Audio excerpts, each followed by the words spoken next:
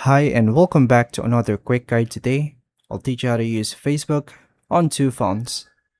Using Facebook on two phones allows you to access the same account from multiple devices without creating another account. As long as you log in with the same Facebook credentials, your messages, notifications, and account information will stay synchronized across both phones.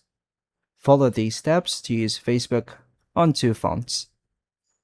To begin, make sure both phones have a stable internet connection.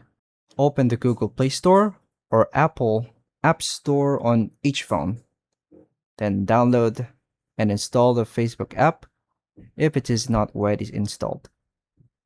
Launch the Facebook app on the first phone. Sign in using your Facebook email address or phone number and password.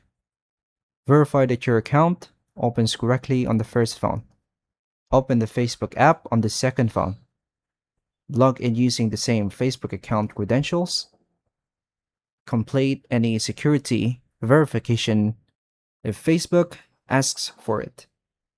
Then allow the app to save your login information if you want easier access on both devices. Check your newsfeed, profile, and notifications appear on the second phone.